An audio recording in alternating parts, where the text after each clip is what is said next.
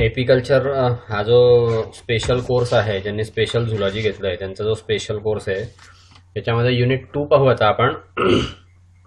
Unit 2 आहे रेअरिंग of बीज. Okay, तर रेअरिंग ऑफ बीज काय आहे, तर बीला पाळायचं आणि पाळून त्यांचं मल्टिप्लिकेशन करायचं. मल्टिप्लिकेशन कशासाठी करायचं, तर त्यांच्यापासून मधाचं उत्पादन घेण्यासाठी. मध, वॅक्स, नंतर रॉयल जेली, नंतर बी व्हेनम असे त्याच्यापासून प्रॉडक्ट मिळतात. हा शेतीला एक चांगला जोडधंदा म्हणून लोक करतात किंवा याचा बिझनेस पण झाला आहे. मध प्रोडक्शन करणाऱ्या ज्या कंपन्या असतात त्या मध प्रोडक्शनसाठी म्हणजे हनी प्रोडक्शनसाठी बी किपिंग करतात. बी किपिंग म्हणजे मधुमक्षिका पालन, त्यालाच दुसरा शब्द आहे एपियरी. तर याच्यामध्ये काय असतं, तर बी रेअरिंग असतं, दुसरं तिसरं काहीच नाही. बी रेअरिंग म्हणजे काय, तर बीचं रेअर करायचं आणि त्या बीज पाळायच्या. हजारो लाखो असे हे बीचे बॉक्स ठेवायचे आणि त्यापासून मध काढायचं. तर याला म्हणता एपियरी. तर ह्या युनिट 2 मध्ये आर्टिफिशियल बी रेअरिंग आहे. त्याच्यामध्ये बी हाईव्स येतात, न्यूटन आणि लँगस्ट्रॉथ बी पाश्चराइज्ड आहे. नंतर सिलेक्शन ऑफ बी स्पेसीज आहे, एपिकल्चरसाठी कोणती बी घ्यायची, सिलेक्शन काय करायचं ते आहे. बी किपिंग इक्विपमेंट आहेत, method of extraction of honey आहे, इंडिजिनस आहे, मॉडर्न मेथड पण आहे एक्स्ट्रॅक्शन ऑफ हनी. तर अशा रीतीने ह्या युनिटमध्ये आपल्याला बी रेअरिंग पाहायचं आहे. तर आर्टिफिशियल बी रेअरिंग आहे हे. आपण हे कृत्रिमरित्या मधमाशांना पाळतो. ओके, तर त्याच्यामध्ये बी कॉलनीज ज्या आहेत त्या ठेवल्या जातात. आणि बी किपिंग सक्सेस केव्हा होऊ शकतं, तर मेनली 3 गोष्टी फार इम्पॉर्टंट आहे. तुम्ही बी किपिंग सक्सेस केव्हा करू शकता, तर त्यासाठी या 3 गोष्टी अतिशय महत्त्वाच्या आहेत. या 3 गोष्टींशिवाय बी किपिंग होऊ शकत नाही. पहिलं, गुड एपियरी साईट. म्हणजे जिथे तुम्ही मधमाशा पाळताय ती जागा एकदम चांगली पाहिजे. त्याच्या आसपास भरपूर फुलं फळं असं आलेलं पाहिजे, झाडं भरपूर पाहिजे. नंतर जी बी तुम्ही पाळताय, बी म्हणजे हनी बी, जी बी तुम्ही पाळताय ती चांगली असली पाहिजे. एकदम तिची जी स्ट्रेन आहे किंवा तिची जी व्हरायटी आहे ती एकदम चांगली असली पाहिजे. आणि तिसरं आहे प्रॉपर मॅनेजमेंट. तुम्ही जे बी किपिंग करता त्याच्यामध्ये तुमचं मॅनेजमेंट एकदम चांगलं पाहिजे. ओके, तर त्यामुळे मग एपिकल्चर जे आहे ते सक्सेस होऊ शकतं. तर याच्यामध्ये पहिला भाग आहे selection of good apiary site. तर ते काय गुड एपियरी साईट आपण कोणाला म्हणायची त्याचा आपण अभ्यास करू. या इथे बघा तुम्ही या चित्रामध्ये बी कॉलनीज ठेवलेल्या आहे. ओके, झाडांच्या खाली ठेवलेल्या आहे. तर ह्या झाडांच्या खाली ठेवलेल्या असल्यामुळे उन्हाळ्याच्या दिवसामध्ये त्या बी कॉलनीला सावली मिळते आणि त्या बी कॉलनीमधून मध गळत नाही किंवा बीजना हॉट टेम्परेचरचा त्रास होत नाही. तर अशी साईट निवडावी लागते आपल्याला. जेव्हा आपण बीजसाठी ग्रेझिंग ग्राउंड किंवा फोरेज ऑफ बीज आपण ज्यावेळेस शोधतो आणि पाहतो, तर आपण आपल्या एपियरीसाठी बेस्ट प्लेस शोधली पाहिजे. ओके, त्याच्यामध्ये मधाचे पोळे असतात आणि परमनंट एपियरी बिल्डिंग असते. ओके, तर याच्यामध्ये पहिला पॉइंट आहे मॅनोर म्हणजे हॉल. जो आहे ज्या ठिकाणी तुम्ही एपियरी केलेली आहे तो जो हॉल आहे तो हनी लँडच्या मध्ये पाहिजे. ओके, आपलं जे ग्रोईंग ग्राउंड आहे, जे एपियरी हनी प्लांट्स आहेत यांच्यामध्ये तो हॉल पाहिजे. त्यामुळे आणि दुसरं म्हणजे डिफरंट टाइम्सला त्याला वेगवेगळ्या टाइम्सला त्याला फुलं आले पाहिजे. म्हणजे 1-2 महिने फुलांचा बहर आला आणि नंतर फुलंच नाही आले तर मग मधाचं प्रोडक्शन कंटिन्युअस राहणार नाही. म्हणून वेगवेगळ्या दिवसांमध्ये त्याला फुलं आले पाहिजे. त्यामुळे कंटिन्युअस नेक्टर कलेक्शनसाठी बीजना फूड मिळतं किंवा पोलन कलेक्शनसाठी पूर्ण बी किपिंग सीझनमध्ये त्यांना सोर्स मिळतो बीजना आणि कंटिन्युअस प्रोडक्शन हनीचं चालू राहतं.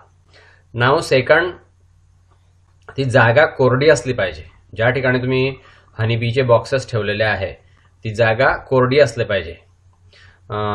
एपीआयज हे जर समजा आपण ठेवलेल्या असल्या, एपीआयज जर समजा आपण लोकेट करून ठेवलेल्या असल्या तर तिथे ती एपीआरी लो लँड्सवरती असली पाहिजे. म्हणजे थोडं खोलगट भागामध्ये असली पाहिजे. स्वॅम्पी सॉइल तिथे असली पाहिजे.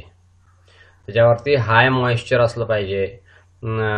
फ्रिक्वेंट फॉग असला पाहिजे. नंतर फॅमिलीज ज्या आहेत त्या नेहमी तिथे असल्या पाहिजे.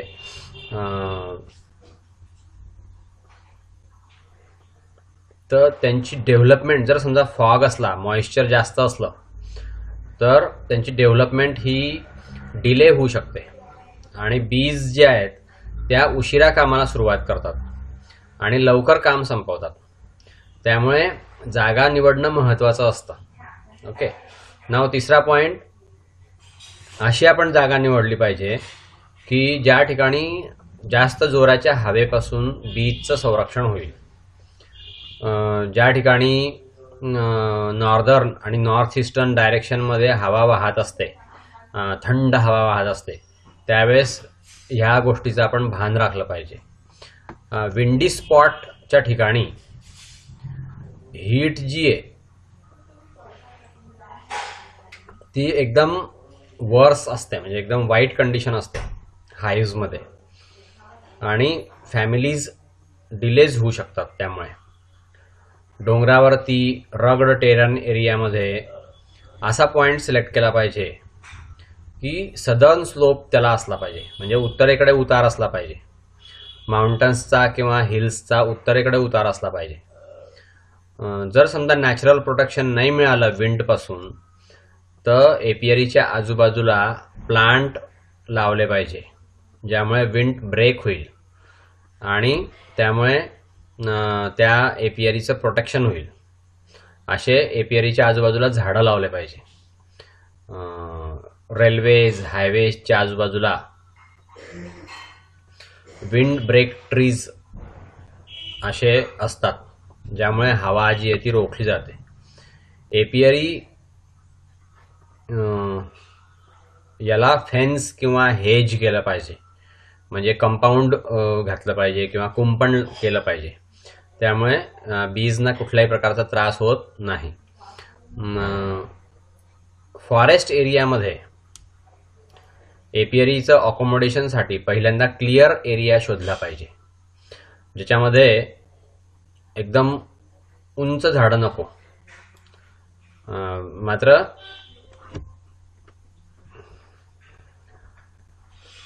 जे शेड देतील असे झाडं पाहिजे. स्ट्रॉंग शेडिंग असलं पाहिजे. ईस्ट साईडला म्हणजे पश्चिमेकडच्या बाजूला, पूर्वेकडच्या बाजूला स्ट्रॉंग शेड पाहिजे. यामुळे फ्लाईटचा डिले होतो. ओके, मॉर्निंगमध्ये फ्लाईट डिले होते. शॅडो ही जर समजा आफ्टरनूनमध्ये असेल तर प्रीमॅच्युअर टर्मिनेशन होऊ शकतं बीच्या फ्लाईटचं. त्यामुळे फ्लाईट टाइम जो आहे, बीचा फ्लाईट टाइम जो आहे तो 1-2 तासाने फरक पडू शकतो. टॉल ट्रीज जे असल्या तर स्वार्म जो आहे तो त्या झाडांवरती जाऊन कॉलनी तयार करतो. तर त्या झाडावरून आपल्याला मध कलेक्ट करणं फार कठीण होऊन बसतं. म्हणून एपियरीच्या बॉक्सच्या आजूबाजूला एकदम उंच ट्री नको, नाही तर त्या झाडावरती मधाचे पोळे व्हायला लागतील आणि या तुमच्या बॉक्समध्ये मधमाशा राहणार नाही. मॉडरेट शेड असली पाहिजे स्मॉल आणि रेअर बुशेसपासून. आणि हे जे हाईव्ज आहेत, आपण जे आर्टिफिशियल बॉक्स ठेवलेले असतात, पोळे ठेवलेले असतात, त्याला ओव्हर हिटिंगपासून प्रोटेक्शन दिलं पाहिजे. हॉट मिड डेला म्हणजे मध्यान्नाच्या वेळेस आणि उन्हाळ्याच्या दिवसांमध्ये त्याला जास्त तापायला नको तो. त्यामुळे बीची हनी प्रोडक्शनची जी प्रॉडक्टिव्हिटी आहे ती कमी होते. एपियरी हे रॅव्हिन्स किंवा नॅरो व्हॅलीजमध्ये इन्स्टॉल नाही करायची. एकदम अरुंद अशा दर्यांमध्ये एपियरी इन्स्टॉल नाही करायची. तिथे स्ट्रॉंग एअर ड्राफ्ट असतो, त्याला आपण ट्यूब म्हणतो. त्या ट्यूबमधून खूप जोरामध्ये हवा वाहत असते, जी एकदम नॅरो व्हॅली असते. तिथे कॉन्स्टंट विंड जी आहे किंवा हाईव्हचा थंडपणा जो आहे तो डेव्हलपमेंटचा डिले तर नाही करत. म्हणजे नुसता फक्त डेव्हलपमेंट डिले होते असंच नाही, तर बी कॉलनी डेव्हलपमेंट सुद्धा कमी होते आणि बीची फ्लाईट सुद्धा त्यामुळे थांबवली जाते. एपियरीज ह्या क्लोज्ड डिप्रेशन्समध्ये पाहिजे, हॉलोज. ओके, ते सस्टेनेबल नाही आहे. कोल्ड एअर जी आहे ही स्टॅग्नंट पाहिजे स्प्रिंगमध्ये, आणि समरमध्ये ही फार गरम असते. तर असं एकदम फार गरम किंवा फार थंड हवा एपियरीसाठी अनुकूल नसते. तर एपियरी जी आहे ही खूप मोठ्या नदीच्या काठी किंवा खूप मोठ्या तलावाच्या काठी नको. हनी प्लांट्स हे जर अपोजिट शोअरला असतील तर ते तलावाकाठी बॉक्स ठेवायचे नाही. ज्यावेळेस बी आपल्या पोळ्याकडे परत येतात आणि जर समजा हवामान खराब असेल तर त्या बीज पाण्यात पडतात आणि पाण्यामध्ये पडल्यामुळे त्या बुडून जातात आणि बुडून मरतात. म्हणून तलावाच्या काठी किंवा खूप मोठ्या नदीच्या काठी ते बॉक्स ठेवायचे नाही. आणि विरुद्ध बाजूला फुलांची झाडं असतील तर अशा वेळेस ते बॉक्स नदीच्या जवळ ठेवायचे नाही. तर ज्या ठिकाणी हायवे असतील किंवा पब्लिक फॅसिलिटीज असतील, म्हणजे market, shop, hospital, schools, club, अशा ठिकाणी बीजचे बॉक्स ठेवायचे नाही. किंवा फार्म यार्डच्या अगदी जवळ, कारण बीज ह्या लोकांना स्टिंग मारू शकतात आणि ॲनिमल्सला सुद्धा त्याचा त्रास होऊ शकतो. जेव्हा जर बी समजा अशा लोकेशनवर ठेवल्या तर ती एपियरी जी आहे ती एका सॉलिड फेन्सने, सॉलिड कुंपणाने एन्क्लोज केली पाहिजे. 2 मीटर हाईट त्याची असली पाहिजे. कुंपणाची हाईट 6.56 इंच त्याची हाईट असली पाहिजे. किंवा हाय आणि थिक हेज आपण उभं केलं पाहिजे, जेणेकरून लोकांना त्या बीच्या याचा त्रास नाही होणार. ओके, नाव एपियरी जी आहे हे लार्ज इंडस्ट्रीच्या शेजारी नाही ठेवायची, फॅक्टरीच्या शेजारी नाही ठेवायची, किंवा खूप मोठ्या रेल्वे स्टेशनच्या शेजारी नाही ठेवायची, डेपोच्या शेजारी नाही ठेवायची. ज्या ठिकाणी स्मोक असतो किंवा ज्या ठिकाणी काजळी असते त्यामुळे बीचं नॉर्मल वर्क जे आहे ते बाधित होऊ शकतं. म्हणून अशा ठिकाणी नेहमी बॉक्सेस ठेवायचे नाही. जेव्हा आपण पोळे ठेवतो एंटरप्राइजच्या जवळ किंवा ज्या ठिकाणी स्वीटनर्स म्हणजे गोळ्या बनवण्याचा कारखाना असेल, बिस्किटं बनवण्याचा कारखाना असेल किंवा जॅम बनवण्याचा कारखाना असेल, स्वीटनर बनवण्याचा कारखाना असेल, कन्फेक्शनरी असेल, तर ह्या बीज ज्या आहेत ह्या खूप मोठ्या प्रमाणामध्ये मरू शकतात. ह्या शॉपमध्ये जातात आणि वेअर हाऊसेसमध्ये जातात आणि त्या ठिकाणी मग तिथे जे पेस्टिसाइड्स वापरले जातात त्या वेअर हाऊसमध्ये त्या पेस्टिसाइडच्या वापरामुळे ते बी खूप मोठ्या प्रमाणावरती मरू शकतात. म्हणून अशा ठिकाणी कधीही आपले बॉक्स ठेवायचे नाही.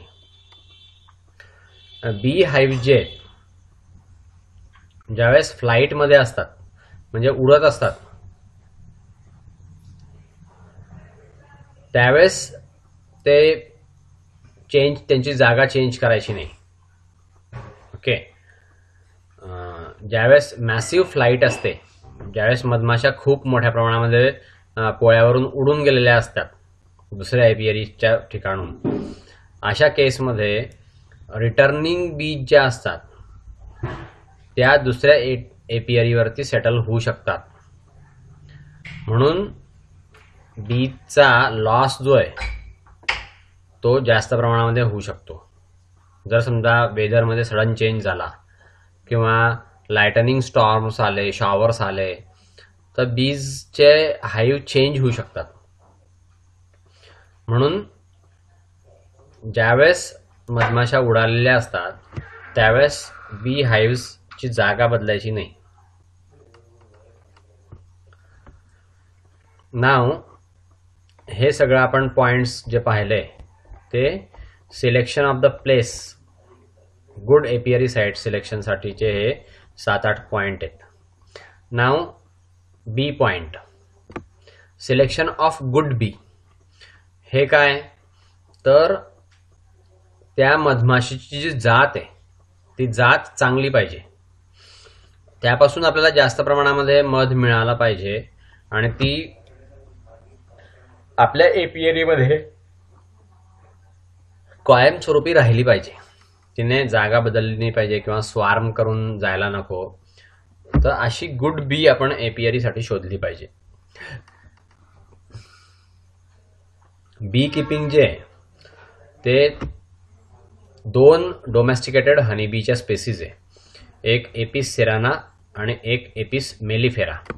यापैकी कोणती तरी एक बी सिलेक्ट करून बी किपिंग करावं. कोल्ड एरिया जर असेल किंवा हाय हिल्स जर असतील, म्हणजे उंच डोंगराळ प्रदेश, तर त्या ठिकाणी एपिस सेराना जी आहे तर ती कोल्ड हार्डी असल्यामुळे एपिस मेलिफेरापेक्षा एपिस सेराना ही चांगलं काम करते. आणि ही जी बी आहे ही जास्त फ्रुगल पण आहे आणि ज्या ठिकाणी जास्त फुलं नाही आहेत अशा ठिकाणी सुद्धा ही एपिस सेराना एकदम चांगलं काम करते. फार्मर्स जे आहेत ज्यांना जास्त इन्व्हेस्टमेंट करता येत नसते, बी किपिंगमध्ये जास्त इन्व्हेस्टमेंट करता येत नसते, तर अशा ठिकाणी एपिस मेलिफेरा जी आहे ही याच्या ऐवजी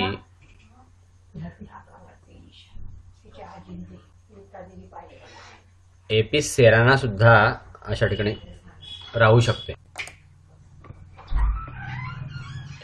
सक्सेसफुल बी किपिंग जर करायचं असेल तर एपिस मेलिफेराच्या ऐवजी एपिस सेराना इंडिका ही चांगली बी होऊ शकते. ओके. याच्यामध्ये जास्त इन्व्हेस्टमेंट नाही केली तरी पण चालते आणि चांगलं उत्पादन येतं, कारण एपिस सेराना इंडिकाला इन्व्हेस्टमेंट कमी लागते. म्हणून मेलिफेराच्या ऐवजी एपिस सेराना निवड चांगली असते. सक्सेसफुल बी किपिंगसाठी बी किपिंग प्रोडक्शन जे आहे ते चांगलं काम करणाऱ्या हनीबीजच्या कॉलनीज यांची निवड केली तर बी किपिंग सक्सेस होऊ शकतं. हे जे सिलेक्शन आहे हे याचे ध्येय आणि निकष जे ते फार इम्पॉर्टंट आहे. बी किपिंग बी ब्रीडिंग प्रोग्राममध्ये खूप महत्त्वाचे आहेत. बी किपरसाठी एपिकल्चरमध्ये चांगल्या कॉलनी निवडल्या पाहिजेत आणि चांगल्या कॉलनीच्या बीज ठेवल्या पाहिजेत. एपियरी मध्ये ज्या कॉलनी असतात तर त्याच्या मोस्ट इम्पॉर्टंट मोजता येईल अशा कॅरेक्टरिस्टिकवरती त्यांची निवड करायची असते. For example spring colony development, म्हणजे स्प्रिंगमध्ये ज्यांची कॉलनी डेव्हलपमेंट होते अशा बीज. नंतर त्यांच्या जंटलनेस, म्हणजे ज्या अटॅक करणाऱ्या नाही आहे, ज्यांची टेंडन्सी जी आहे ती शांत आहे, कोंबवरती त्या खूप शांत असतात अशा बीज निवडल्या पाहिजे. ओव्हर विंटरिंग ॲबिलिटी त्यांची असली पाहिजे, म्हणजे हिवाळ्यामध्ये सुद्धा त्यांचं मधमाशीचं पोळं राहिलं पाहिजे. हनी प्रोडक्शन त्यांनी चांगलं केलं पाहिजे. त्यांना रोगापासून त्यांचा नाश व्हायला नको. रोगप्रतिकारक शक्ती त्या बीजची चांगली पाहिजे.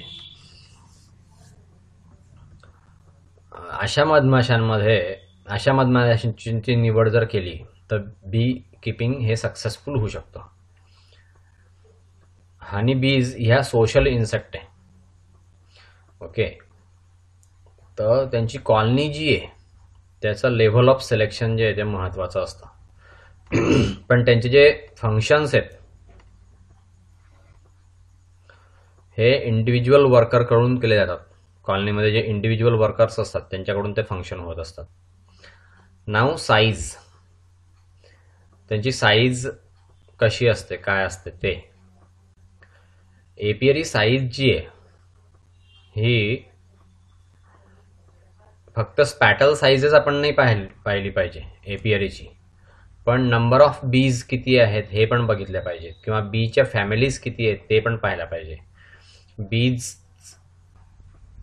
वजन किती आहे ते पण पाहायला पाहिजे. जर समजा ॲम्पल स्पेस असेल तर तिथे काही नंबर ऑफ हाईव्हजचं लिमिट नाही आहे, किंवा बी फॅमिलीचं काही लिमिट नाही आहे. जर समजा भरपूर जागा असेल तर मग काही इश्यू येत नाही. तर भरपूर जरी फॅमिलीज असल्या आणि भरपूर जरी बीज झाल्या तर त्या एपियरीमध्ये राहू शकतात. खूप मोठ्या प्रमाणावरती पोळे आपल्याला ठेवता येतात. जर समजा खूप मोठ्या प्रमाणामध्ये पोळे आपण ठेवले एपियरीमध्ये तर हनीचं यील्ड हे जास्त येऊ शकतं रिलेटिव्ह टू रिसोर्सेस. त्यामुळे एपियरीचा जो ग्रोईंग आहे ते म्हणजे जसं जसं एपियरी जुनी होत जाते तशी तशी ती एपियरी डेव्हलप होत जाते आणि एक्सपिरियन्स पण आपल्याला तसा तसा मिळत जातो. जर समजा पोळ्यांचा नंबर जास्त असेल एपियरीमध्ये तर हनीची क्वालिटी सुद्धा चांगली येते. नेक्टर आणि पोलन रिसोर्सेसमध्ये आपण चांगला एरिया निवडला पाहिजे जिथे खूप पोळे असतील आणि एका एपियरीमध्ये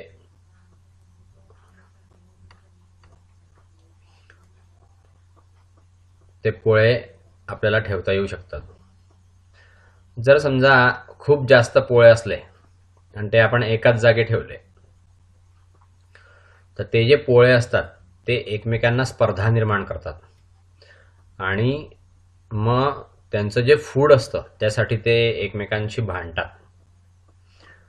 त्यामुळे हनी प्रोडक्शन कमी होऊ शकतं. फ्लॉवर, पोलन, बी ब्रेडचं यील्ड जे आहे ते जास्त बी असल्यामुळे हे कमी पडतं. तसंच डिसीजचं ट्रान्समिशन सुद्धा खूप मोठ्या प्रमाणावरती होतं आणि रॉबिंग पण खूप मोठ्या प्रमाणावरती होतं. साईज जी आहे एपियरीची जी साईज आहे ही आपण अशी ठरवू शकतो, नुसत्या रिसोर्सेसने नाही ठरवता येऊ शकत. नुसत्या रिसोर्सेसने आपण ही एपियरीची साईज नाही ठरवू शकत, पण व्हरायटी ऑफ हनी याच्यासाठी पण आपण ते पाहायला पाहिजे. आपण किती हनी कल्टिवेट केलेलं आहे,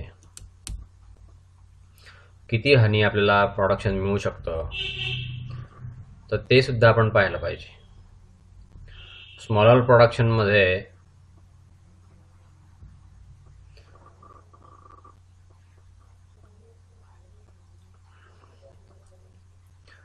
किती हनी प्रोडक्शन होतं यावरून सुद्धा त्या एपियरीची साईज जी आहे ती ठरवली जाते.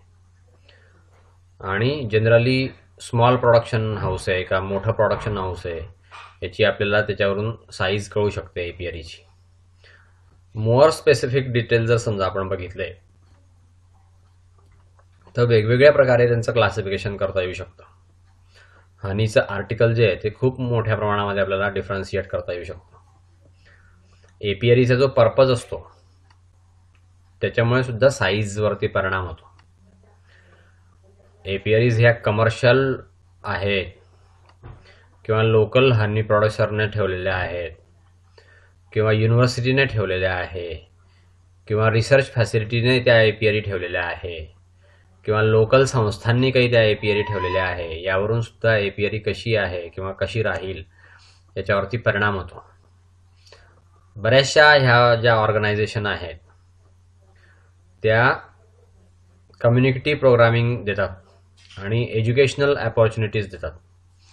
म्हणजे त्यांना शैक्षणिक दृष्ट्या लोकांना शिकवण्यासाठी, लोकांना दाखवण्यासाठी त्या मधमाशांचे पोळे ठेवलेले असतात. तर त्यामुळे त्या एपियरीची साईज जी आहे ती वेगवेगळी असू शकते. युसेस कॅरेक्टरिस्टिकनुसार त्यांची साईज वेगवेगळी असू शकते. मॅक्झिमम साईज जी आहे एपियरीची परमनंट बी यार्डमध्ये परमनंट एपियरीची मॅक्झिमम साईज जी आहे तर ती टाईप ऑफ बीवरती सुद्धा अवलंबून असते. काही हनीबीज किंवा काही हनीबीजच्या रेसेस किंवा स्पेसीज ह्या खूप दूरवर जाऊ शकतात, दुसऱ्यांपेक्षा खूप दूरवर जाऊ शकतात. जर समजा आपण एक सर्कल केलं एपियरीच्या आजूबाजूला तर साधारणपणे 3 मैलपर्यंत हनीबी उडत जाऊ शकतात. साधारणपणे 5 किलोमीटरच्या एरियामध्ये त्या उडतात. त्यामुळे 28 स्क्वेअर माइल्स म्हणजे 73 स्क्वेअर किलोमीटरच्या एरियामध्ये त्या फुलांवरचं पराग नंतर नेक्टर गोळा करतात. तर साधारणपणे 25 ते 35 पोळे एका परमनंट एपियरीमध्ये असले पाहिजे. हा एक थंब रूल आहे. ओके, 25 ते 35 पोळ्यांपेक्षा जास्त पोळे नको. मायग्रेटिंग बी कपर जे असतात ते टेम्पररीली 100 पोळे ठेवू शकतात. ओके, ज्या ठिकाणी खूप चांगला नेक्टर फ्लो आहे अशा ठिकाणी 100 पोळे ठेवू शकतात, जे मायग्रेशन करणाऱ्या एपियरीज आहेत ते. पण साधारणपणे 25 ते 35 हाईव्स जे आहेत ते चांगले असू शकतात. नाव C honeybee management. Honeybee management आपण चांगली केली पाहिजे. तर ती हनीबी मॅनेजमेंट कशी करायची,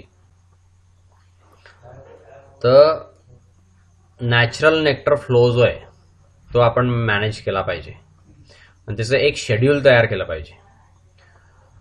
बी किपरला त्यांच्या ज्या कॉलनीज आहे त्या मॅक्झिमम स्ट्रेंथमध्ये सापडल्या पाहिजे. जोपर्यंत नेक्टर फ्लो सुरू होत नाही तोपर्यंत त्यांची मॅक्झिमम स्ट्रेंथ राहिली पाहिजे. अशा रीतीने बीज ज्या आहेत त्या हनी सरप्लसमध्ये स्टोअर करतात आणि बी किपर ज्या आहे ते बी किपर ते हनी वापरण्याच्या ऐवजी हार्वेस्ट करू शकतात आणि त्यांचं स्प्रिंग बिल्टअप जे आहे ते वाढू शकतं. फीडिंग किंवा बी किपिंगच्या कॉलनीजला औषधं पुरवणे हे सुद्धा केलं पाहिजे. जानेवारी ते फेब्रुवारी त्यांना औषध दिलं पाहिजे किंवा फीडिंग त्यांचं केलं पाहिजे. क्वीन्स जोपर्यंत एग लेईंग सुरू करत नाही जानेवारीमध्ये तेव्हापासून जोपर्यंत ब्रूड प्रोडक्शन होत नाही तर स्प्रिंगचा वर्कफोर्स तयार नाही होणार. तर अशा वेळेस काही कॉलनीजना सप्लिमेंटल फीडिंग लागतं. कॉलनीज जर खूप लाईट असतील, जेव्हा तुम्ही त्यांना पाळलेलं आहे तर आपण त्यांना रेअर करायचं असतं, तर त्यांना शुगर सिरप दिलं पाहिजे किंवा मिक्स सिरप दिलं पाहिजे. म्हणजे 1 पार्ट शुगर आणि 1 पार्ट वॉटर, आणि त्या बीजना आपण ते खूप मोठ्या प्रमाणावरती खाऊ घातलं पाहिजे. कमर्शियली अवेलेबल पोलन सप्लिमेंट्स जे असतात ते एक्स्ट्रा प्रोटीन सप्लिमेंट देतात, एक्स्ट्रा पोलन सप्लिमेंट देतात. त्यामुळे त्यांना जास्त प्रमाणामध्ये प्रोटीन मिळतं हनीबीजना आणि त्यांची ग्रोथ पॉप्युलेशन जे आहे ते वाढतं. ते सगळं मेडिकेशन्स जे आहेत ते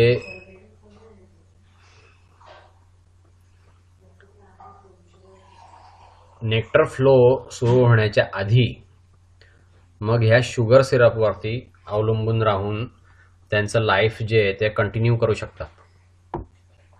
आणि त्यामुळे मग ज्यावेळेस नेक्टर फ्लो चालू होतो त्यावेळेस त्यांची वाढ परत जी आहे ती परत पहिल्यासारखी सुरू होते. नाव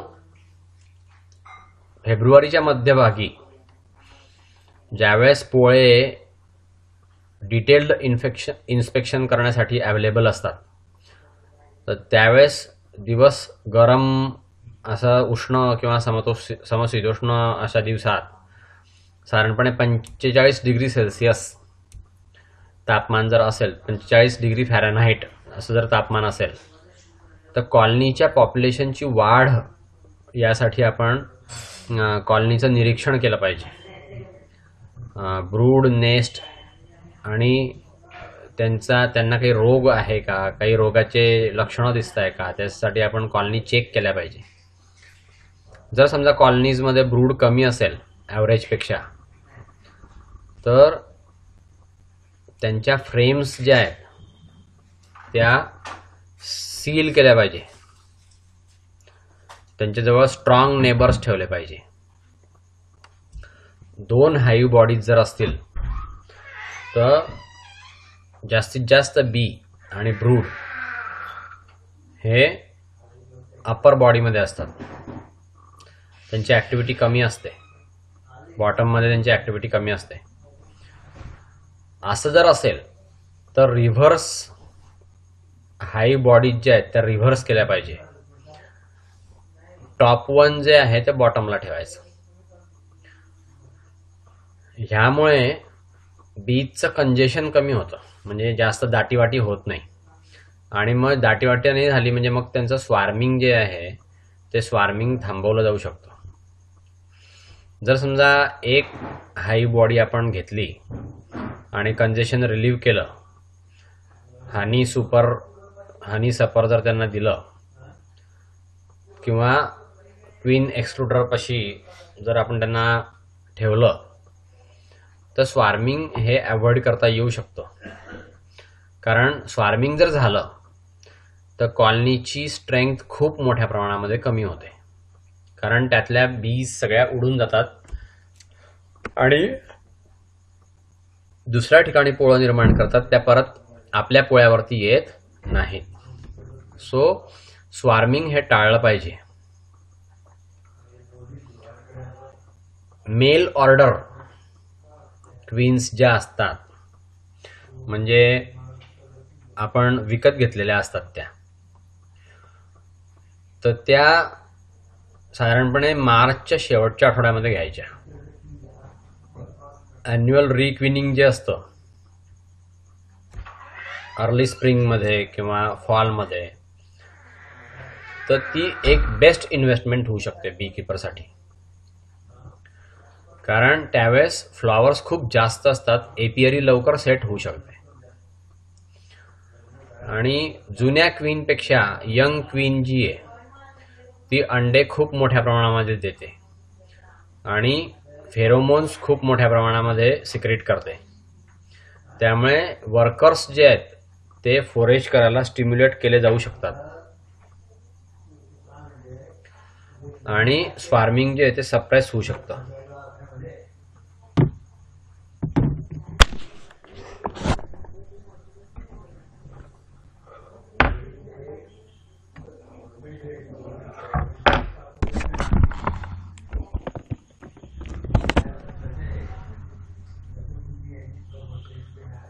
डिसीज आउटब्रेक जो आहे तो कमी होऊ शकतो जर समजा आपण व्यवस्थित त्यांचं यंग क्वीन जर समजा आपण निवडली तर डिसीज आउटब्रेक हा कमी होतो. कॉलनीला जर समजा रिक्विनिंग करायचं असेल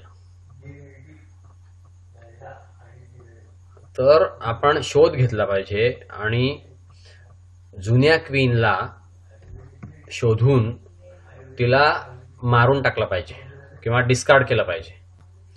त्यामुळे तिथे नवीन क्वीन राहते आणि नवीन क्वीनमुळे कॉलनी मोठ्या प्रमाणावरती लवकर वाढते. 24 तास कॉलनीला क्वीनलेस ठेवायचं आणि नंतर न्यू क्वीन तिथे सोडायची. तिच्या केजमध्ये न्यू क्वीन सोडायची. तर ही जी न्यू क्वीन आहे तर त्या न्यू क्वीनची आपण नवी कॉलनी पण तयार करू शकतो. ओके, ब्रूडमध्ये फ्रेम्स आपण ठेवून नवीन कॉलनी पण निर्माण करू शकतो. तर तिथे हनी आणि बीज जे आहेत यांची स्ट्रॉंग कॉलनी डेव्हलप राहू शकते. त्या ओल्ड क्वीनला मागे टाकून नवीन क्वीन जी आहे मग तिथे जागा ॲक्वायर करते. आणि कॉलनी रिक्वीन करण्यासाठी फ्रेम्स नवीन लावायच्या ब्रूडमध्ये आणि त्या फ्रेम्स नवीन लावल्यामुळे मग तिथे नवीन क्वीन जी आहे ती सेटल होते आणि ती तिथे पोळं तयार करते आणि ओल्ड क्वीनला मात्र मग ती सोडून देते. न्यू हाईव्ह बॉडी जर समजा आपण ठेवली आणि न्यू क्वीन जर समजा तिथे ठेवली तर तिथे नवीन जागेवरती नवीन पोळं तयार होऊ शकतो.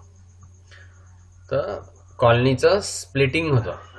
बीकीपर स्वार्मिंग प्रोसेस मॅनेज करू शकतो, कंजेशन कमी करू शकतो, त्यामुळे स्वार्मिंग होत नाही आणि बीज ज्या आहेत त्या आपल्या एपियरीमध्ये राहतात आणि मॅनेज्ड हाईव्हमध्ये राहतात आणि बीज लॉस्ट नाही होत, त्या जशाच तशा राहतात. जर तुम्ही कॉलनीजला फीडिंग केलं, त्यांना शुगर सिरप दिलं किंवा त्यांना औषधं दिले, कॉलनीचं रिक्विनिंग केलं म्हणजे ओल्ड क्वीन डिस्कार्ड केली आणि नवीन क्वीन इंट्रोड्यूस केली, स्वार्मिंग कंट्रोल केलं, तर आपली कॉलनी जी आहे ती इतकी स्ट्रॉंग होते की ती सरप्लस नेक्टर कलेक्ट करते. एप्रिलच्या मध्यापर्यंत त्या पोळ्यामध्ये भरपूर नेक्टर राहतं, एक्स्ट्रा राहतं, सरप्लस राहतं. ज्यावेळेस हनी सफर्स जे त्या हाईव्ह बॉडीजला दिले जातात तिथे भरपूर सफर्स अकोमोडेट होण्यासाठी जागा असते. इनकमिंग नेक्टर्स तिथे अकोमोडेट होऊ शकतात आणि लार्ज बी पॉप्युलेशन राहू शकतं. यामुळे फोरॅजिंग वाढतं. नंतर लेट सीझन स्वार्मिंग कंट्रोल करता येऊ शकतं. जसं नेक्टर येतं बीज त्यांच्या सेल्स वाढवतात आणि सेल्समध्ये ते नेक्टर ठेवतात आणि साधारणपणे 18% वॉटर जे आहे त्यातलं ते उडून जातं.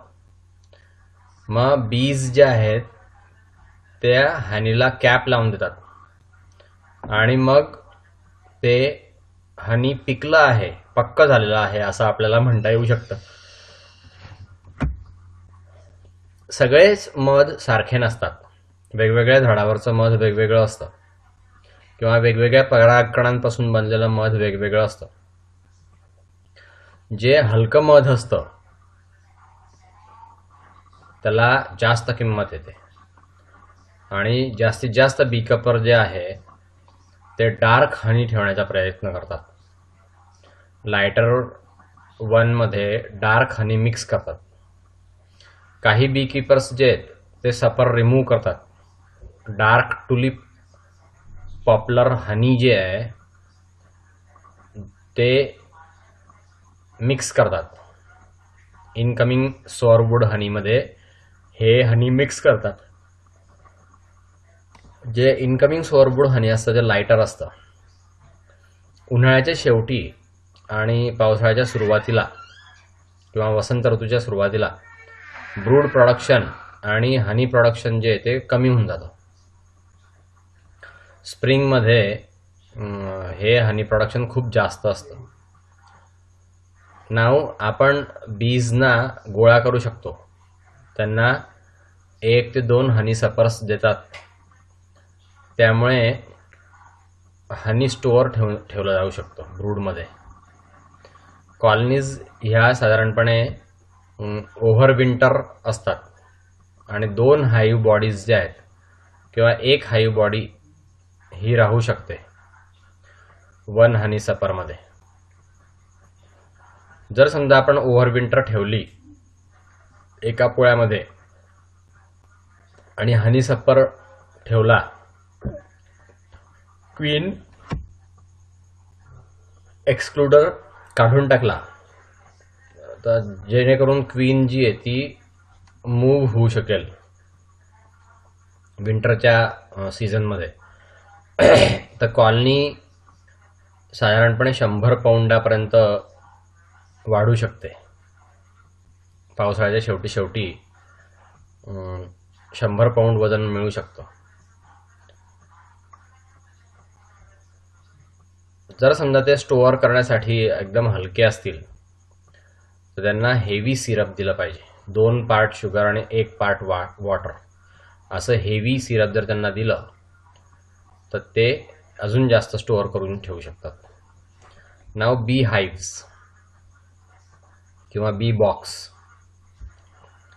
मॉडर्न हाईव्ह जे आहेत ज्याच्यामध्ये मुव्हेबल फ्रेम्स असतात, ज्या L लँगस्ट्रॉथने डेव्हलप केलेल्या आहेत USA मध्ये, त्याने काही प्रिन्सिपल शोधून काढले. बीच्या स्पेसचे प्रिन्सिपल होते ते 1851 मध्ये त्यांनी तो शोध लावला. आणि पहिल्यांदा इम्पॉर्टंट इन्व्हेन्शन पुढे आलं. मॉडर्न बी किपिंग मधलं हे फार महत्त्वाचं संशोधन होतं. बी स्पेस ही एक जागा असते जी इतकी मोठी असते की बी फ्रीली मूव्हमेंट करू शकेल. वर्कर बीज ज्या आहेत त्या आपल्या पोळ्यावरती व्यवस्थित मूव्हमेंट करू शकतील इतकी ती जागा असते. आणि त्याच्यामध्ये पोळं वाढवण्यासाठी पण जागा असते. ही एकदम फंडामेंटल डिस्कवरी आहे. याच्यामध्ये मुव्हेबल फ्रेम हाईव्ज मग तयार झाल्यानंतर बी स्पेस जी आहे ही साधारणपणे 6 mm ची असते. बीज याचा पॅसेज वे सारखा उपयोग करतात इंडोअर ॲक्टिव्हिटीजमध्ये. ॲक्च्युअली प्रॅक्टिसमध्ये 6 ते 8 mm गॅप असतो ह्या इंडोअर ॲक्टिव्हिटीजसाठी. जगामध्ये डिफरंट टाईप्सचे बी बॉक्स वापरले जातात आणि डिफरंट टाईप्सचे बी बॉक्स डिझाईन केले गेलेले आहेत. याच्यामध्ये लँगस्ट्रॉथ हाईव्ह आहे, न्यूटन हाईव्ह आहे, ISA A आणि ISA B टाईपचे हाईव्ह आहेत. हे खाली दिल्याप्रमाणे आपल्याला पाहता येतात. पहिला न्यूटन हाईव्ह. मुव्हेबल फ्रेम ज्या लँगस्ट्रॉथने डेव्हलप केल्या 1851 मध्ये, याच्यामुळे एपिकल्चरला एक नवीन चालना मिळाली. बऱ्याच प्रकारचे हाईव्ज जे आहेत त्या वापरण्यामध्ये आल्या. 1911 ते 1917 याच्यामध्ये एक मिशनरी फादर होता न्यूटन नावाचा. त्याने बी किपिंग ॲक्टिव्हिटी खूप प्रचलित केली. बऱ्याचशा बी किपरना त्याने ट्रेनिंग दिलं आणि एक नवीन हाईव्ह बनवलं, पोळं, आर्टिफिशियल पोळं. त्याला म्हणतात Newton hive. Indigenous movable frame असतात त्याच्यामध्ये. इझी आपण हँडलिंग करू शकतो आणि कॉलनीचं इन्स्पेक्शन करू शकतो. अंडरटेकिंग याच्यामध्ये ॲप्रोप्रिएट मॅनेजमेंट प्रॅक्टिसेस पण आपण अंडरटेक करू शकतो इंडियन बीजसाठी. हे लँगस्ट्रॉथपेक्षा छोटं आहे. 8 बाय 5.5 इंच फ्रेम असते याची आणि ISI A टाईपचं हे हाईव्ह आहे. हे सध्या एकदम कॉमन आहे, खूप लोक वापरतात. बीज डोमेस्टिक करण्यासाठी याचा वापर केला जातो. एक्स्ट्रीम सदर्न इंडियामध्ये साऊथ इंडियामध्ये याचा वापर केला जातो. सेकंड आहे लँगस्ट्रॉथ हाईव्ह. हे मॉडर्न लँगस्ट्रॉथ टाईपचं जे बी बॉक्स आहे, अमेरिकन ओरिजिनचा आहे. हा बॉक्स जो आहे वर्ल्ड म्हणजे पूर्ण जगामधला सगळ्यात जास्त सेलिंग हाईव्ह आहे. लँगस्ट्रॉथमध्ये 10 फ्रेम्स असतात हाईव्हच्या. इंडियामध्ये वापर होतो याचा, दुसऱ्या कंट्रीजमध्ये दुसऱ्या देशांमध्ये पण वापर होतो. बी कॉलनीज ठेवण्यासाठी याचा फार चांगला उपयोग होतो एपियरीमध्ये. याचं जे कन्स्ट्रक्शन आहे त्याच्यामध्ये हाईव्ह स्टँड असतं, बॉटम बोर्ड असतो, ब्रूड चेंबर असतं, असे वेगवेगळ्या प्रकारचे पार्ट्स असतात. ते आपण आता वन बाय वन पाहूया. पहिलं आहे हाईव्ह स्टँड. हे बेसल पार्ट आहे हाईव्हचा. हाईव्ह स्टँड म्हणजे याच्यामध्ये 4 पाय असतात, 6 ते 9 इंच त्यांची उंची असते. त्याच्यावरती पूर्ण हाईव्ह जे आहेत हे बांधलं गेलेलं आहे. हे लाकडापासून बनवलेलं असतं, त्याच्यावरती आयर्न अँगल्स असतात. मेन पर्पज याचा बॉक्सला सपोर्ट देण्यासाठी असतो. आणि डायरेक्ट एंट्री जी आहे ती थांबवली जाऊ शकते. रेन वॉटर डायरेक्ट आतमध्ये जात नाही. जमिनीपासून उंच असल्यामुळे पाणी जे आहे ते त्या आतमध्ये घुसत नाही आणि प्रेडेटर्स पण आतमध्ये घुसायला अडकाव होतो. मुंग्या किंवा किडे आतमध्ये घुसू नाही शकत. जास्त सरदावा सुद्धा लागत नाही. जमिनीपासून उंच असल्यामुळे ह्या हाईव्हजना जास्त मॉइश्चर पासून यांचा बचाव होतो. जमिनीमध्ये जो सरदावा असतो किंवा जमिनीमध्ये जो ओलावा असतो त्या ओलाव्यापासून या हाईव्हचा बचाव होतो. याच्यामध्ये हवेचं चांगलं सर्क्युलेशन राहतं हाईव्हमध्ये. आणि हे जे स्टँड्स आहेत याचा स्लोप निर्माण करण्यासाठी पण वापर केला जातो. रेन वॉटर मग त्यामुळे स्लोप निर्माण केल्यामुळे मग रेन वॉटर जे आहे ते इझिली खाली पडून जातं, खाली वाहून जातं. त्या हाईव्हवरती गोळा नाही होत. नाव सेकंड असतो बॉटम बोर्ड. हा वुडन बोर्ड आहे. हा ब्रूड चेंबरच्या खाली असतो. हाईव्ह बंद करण्यासाठी याचा उपयोग होतो. खालून याच्यामुळे हाईव्ह बंद होतं. हा हाईव्ह स्टँडच्या वरच्या बाजूला असतो आणि पूर्ण हाईव्हला हा प्रॉपर बेस देतो. ह्या हाईव्हला 2 गेट्स असतात फ्रंट पोझिशनला. 1 गेट जे आहे ते एंट्रन्ससाठी असतं आणि दुसरं जे आहे ते एक्झिटसाठी असतं. तिसरं आहे ब्रूड चेंबर.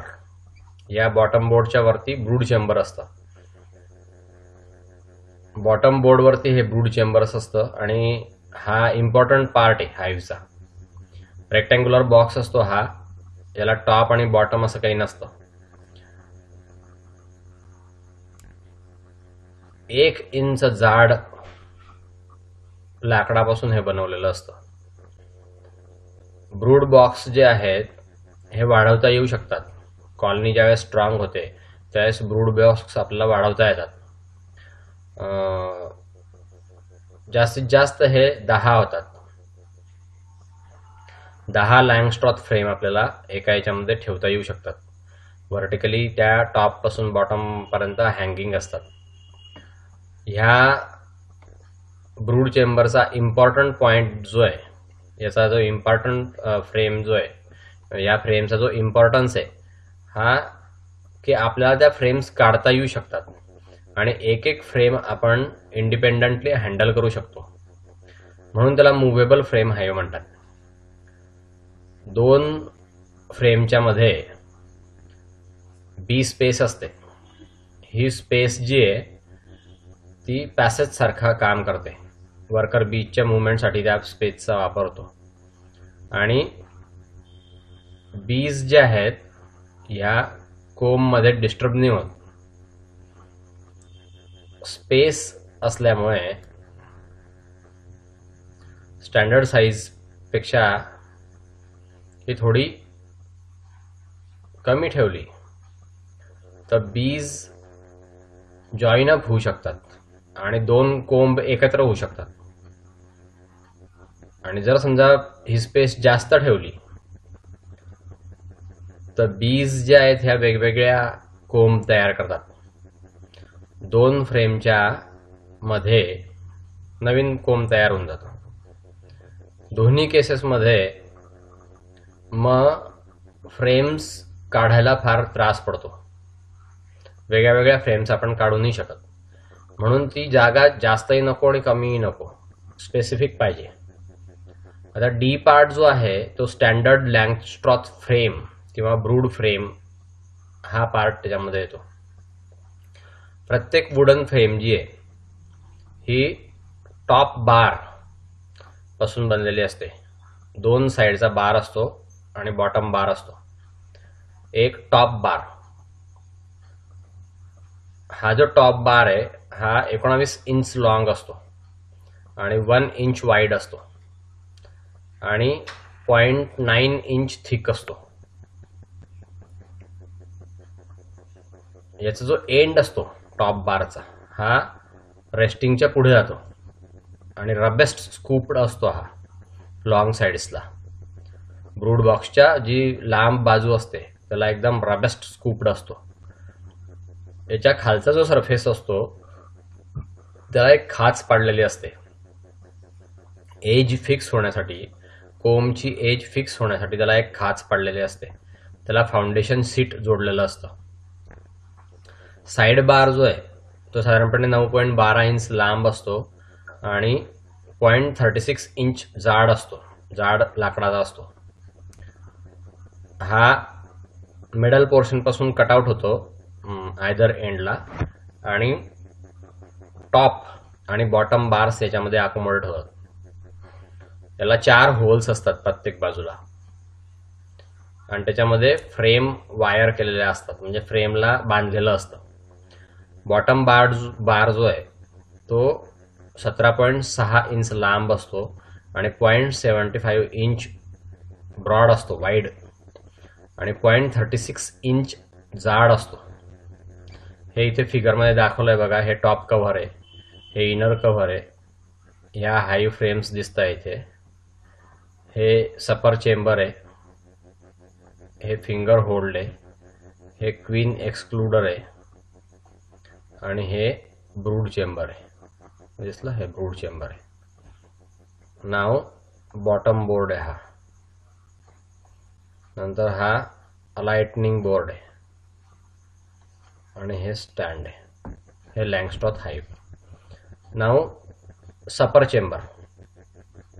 ब्रूड बॉक्स सारखंच असतं हे चेंबर. याच्यामध्ये कव्हर नसतं आणि जो बेस असतो सपर चेंबरचा याच्यामध्ये वेगवेगळ्या भरपूर फ्रेम्स असतात. याच्यामध्ये कोम फाउंडेशन शीट असतं ॲडिशनल स्पेस प्रोव्हाइड करण्यासाठी. त्यामुळे हाईवचं एक्सपान्शन होऊ शकतं. हे जे चेंबर आहे हे हनीच्या स्टोरेजसाठी वापरला जाऊ शकतो आणि क्वीन याच्यामध्ये येता येऊ शकत नाही. क्वीनला येता येत नाही. यामुळे क्वीन एक्सक्लुडर जे आहे ते क्वीनला खालीच ठेवतं, ब्रूड चेंबरमध्येच ठेवतं. ब्रूड चेंबर आणि सपर चेंबर हे वेगवेगळे राहतात. क्वीन एक्सक्लुडर हे स्टीलचं किंवा वायर गॉथचं असतं. स्मॉलर त्याला होल असतात. याच्यामधून फक्त वर्कर्स खाली वर येऊ शकतात, क्वीन नाही येऊ शकत. सपर फ्रेम्स ज्या आहेत ह्या सिमिलर असतात ब्रूड फ्रेम सारख्या, पण 2/3 हाईट यांची सारखी असते. त्याला कोम फाउंडेशन शीट असतं आणि याच्या हनी स्टोरेजसाठी वापर होतो. नाव इनर कव्हर. हे वुडन बोर्ड आहे हा एक प्रकारचा. याच्यामध्ये ब्रूड चेंबर कव्हर केला जातो किंवा सपर चेंबर कव्हर केला जातो. हा 20 इंच लॉंग असतो आणि 16.25 इंच ब्रॉड असतो आणि 0.36 इंच जाड वूडचं असतं. याला बरेचसे होल्स असतात व्हेंटिलेशनसाठी. व्यवस्थित हवा खेळती राहावी म्हणून भरपूर होल्स केलेले असतात, छिद्र पाडलेले असतात. टॉप कव्हर शेवटचा पार्ट आहे. हा टॉप कव्हर हा हनीचा हा जो टॉप कव्हर जे आहे हे पावसापासून कॉलनीचं संरक्षण व्हावं म्हणून हा टॉप कव्हर दिलेलं असतं. झिंक शीटने फिट केलेलं असतं. याला 2 टाईपचे टॉप कव्हर्स असतात, एक स्लोपिंग असतं आणि दुसरं फ्लॅट टॉप कव्हर असतं. नाव बी पॉस्चरेज किंवा बी फोरेज हा जो पॉइंट आहे हा आपण नेक्स्ट लेक्चरला घेऊया. आता इथेच थांबूया. ठीक आहे. ओके.